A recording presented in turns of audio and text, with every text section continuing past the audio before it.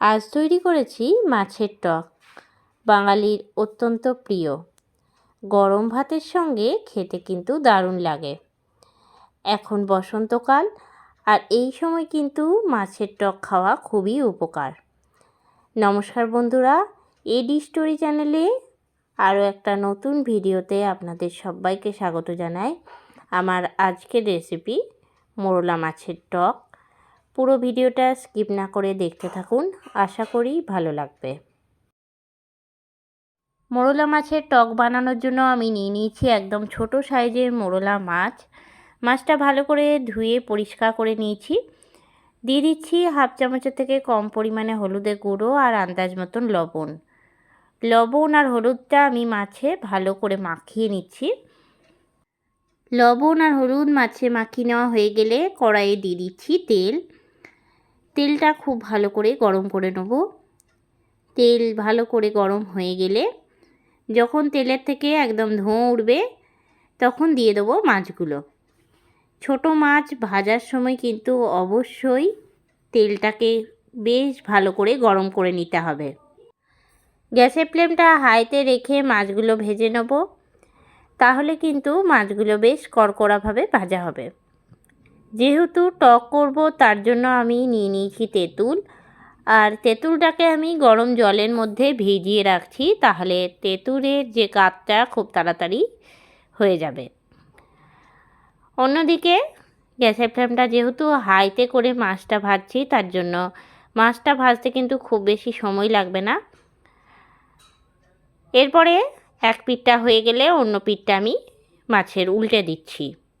মাছটা লাল কড়কড়ে করে যখন ভেজে নেওয়া হয়ে যাবে তুলে রাখছি অন্য একটা থালার মধ্যে। গ্যাসের ফ্লেমটা যেহেতু হাইতে করে মাছটা ভেজেছি, তার জন্য একটা মাছও কিন্তু ভাঙেনি।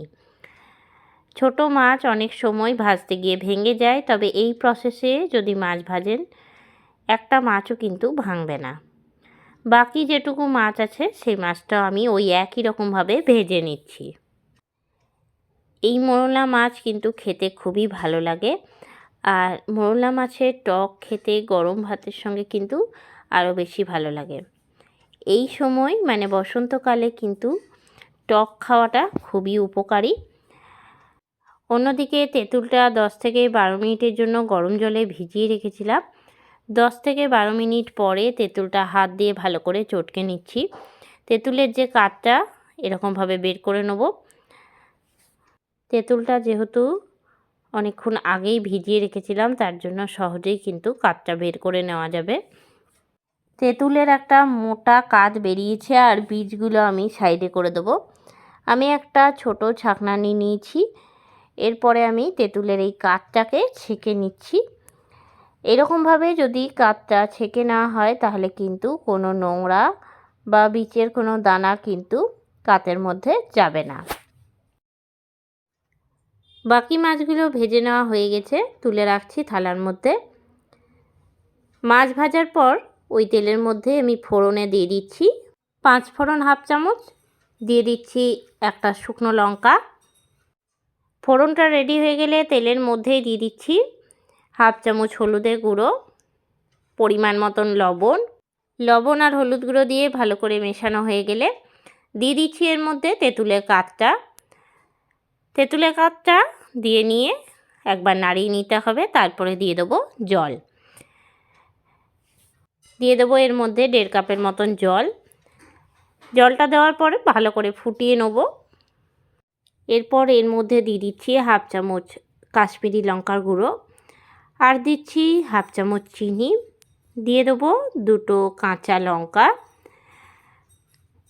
ভালো করে এবার গ্যাসের ফ্লেমটা হাই টু মিডিয়ামে করে ফুটিয়ে নেব। টকটা যখন ফুটে উঠবে তখন এর মধ্যে আমি দিয়ে দিচ্ছি ভেজে রাখা মাছটা দেওয়ার পরে গ্যাসের ফ্লেমটা লোতে করে দেবো, আর 10 মিনিটের মতন কিন্তু ফুটিয়ে নেব। এই মাছের টক করতে কিন্তু খুব বেশি উপকরণও লাগে না, আর খুব বেশি সময়ও লাগে না, অথচ খেতেও কিন্তু দারুণ লাগে। মাছটা দেওয়ার পরে 10 মিনিট ভালো করে ফুটিয়ে নিয়েছি। ভালো করে ফুটে উঠেছে, আর একবার নাড়িয়ে নিচ্ছি। আর টকটা কিন্তু ঠিক এই রকম অবস্থাতেই গ্যাসটাকে বন্ধ করে দেবো, খুব বেশি সময় ধরে ফোটাবো না। নামাবার আগে দিয়ে দিচ্ছি 1 চামচ কাঁচা সর্ষের তেল।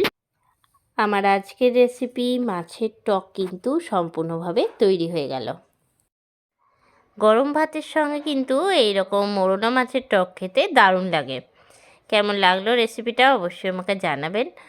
আপনারাও এইভাবে একবার বাড়িতে ট্রাই করবেন, আশা করি খুব ভালো লাগবে। আজকের রেসিপিটা আপনাদের ভালো লেগে থাকলে লাইক করবেন, শেয়ার করবেন। এই চ্যানেলে নতুন বন্ধু হয়ে থাকলে চ্যানেলটা সাবস্ক্রাইব করার অনুরোধ রইল।